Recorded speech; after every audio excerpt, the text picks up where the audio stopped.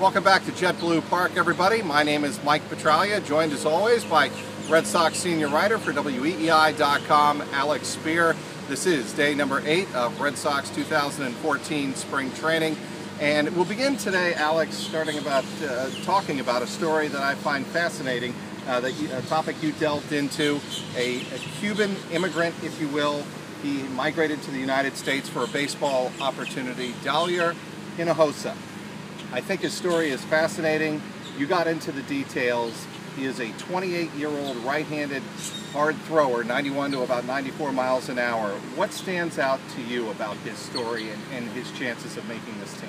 Well, the question of him as a pitcher was almost secondary. He was a really interesting guy, a defector from Cuba, who made the kind of, the extraordinary decision. I don't think we can ever exaggerate how hard a decision this is to essentially sever ties with the life that you've had in order to defect from the country where you've spent your life.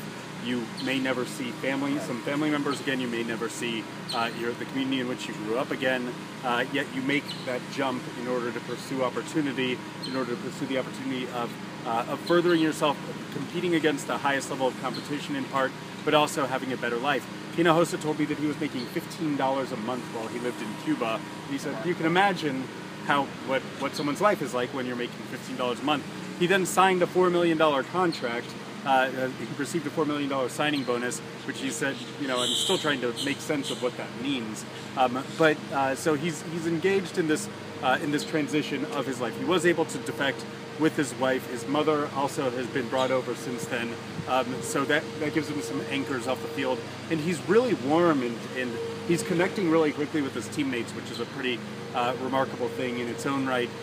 As a pitcher, he's an interesting depth option for the Red Sox. He signed a minor league deal, so he's not on the 40-man roster, but he has stuff that suggests that there's a chance that he could become a contributor at the big league level this year.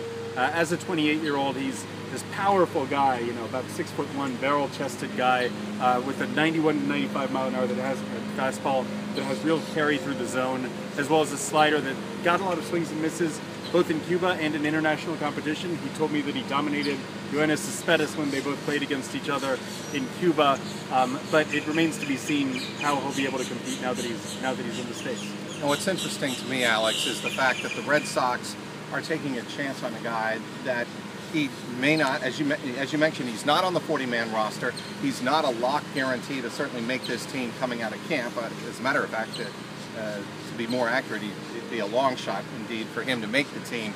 But the fact that they look at him as a talent they can develop. This is not, as you told me off camera, this is not a Aroldis Chapman signing $30 million with the Cincinnati Reds, defecting from Cuba. This is a different kind of story altogether. Right, and he offers them what they crave, which is depth for the roster and flexibility. Because he's not on the 40-man roster, that means that that has positive implications for them in terms of how their luxury tax is calculated and that sort of thing. But their hope is simply that that he gives them depth even beyond the 40-man roster. All right, let's talk about another story, Alex, that you wrote about on the weekend. Another story I found fascinating and humorous at the same time, and that is David Ross's reaction, the full quote, if you will, about there being a near mutiny when there was a chance that Mike Napoli may not return to the Red Sox. You told the story of him parading down Boylston Street and really savoring the chance to enjoy a World Series when, I believe it was 2 years earlier, 2011 World Series, came within one strike, and that chance was ripped away by the St. Louis Cardinals. Now that Mike Napoli returns in the offseason, John Farrell was flooded with a lot of text messages. Just, if you will, talk about what it was like for the Red Sox to pursue Mike Napoli and make sure he was part of this clubhouse again. Well, in a sense, it wasn't very hard because Mike Napoli made it very clear to his agent from the start of free agency that he wanted to come back to the Red Sox and really didn't want to entertain the idea too much of going anywhere else. That said, he was receiving attractive contract offers elsewhere, and so there was this, very adamant and engaged moment where it kind of was revealing about what an important personality he became in a very short period of time. both within the Red Sox clubhouse. And John Farrell said he got text messages from 14 or 15 players on the day when it looked like Mike Napoli's contract situation was coming to a head.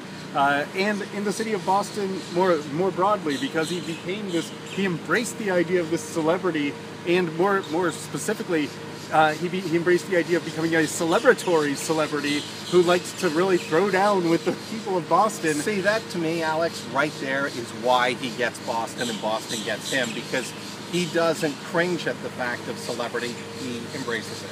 Yeah, no question. It made him this kind of like hand in glove, or I don't know, like beard on face fit for the city. And he really enjoyed it. And I asked him about the whole, like, whether or not any of his teammates were talking trash or anything during the Twitter documented escapades up and down Boylston Street. He was like, "No, man, they know who I am. I hope I get to do it again sometime."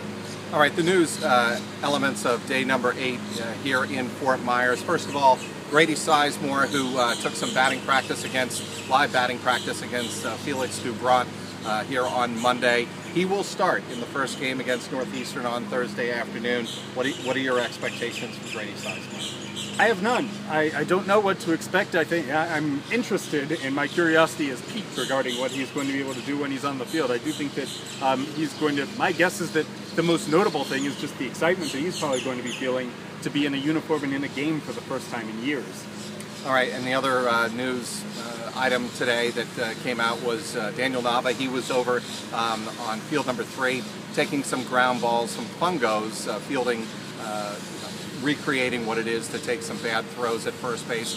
Nava was there with Mike Napoli and Mike Karp taking some fielding practice at first base, but he has not yet swung a bat. John Farrell hopes that happens tomorrow. Indeed, but Nava said that Nava was a little bit vague about what the exact nature of the problem is. He just said that right now he's been able to go through his defensive work, but he's not ready to swing a bat. They want to knock it out now rather than having it linger for a couple of weeks and really impair his preparations for the season.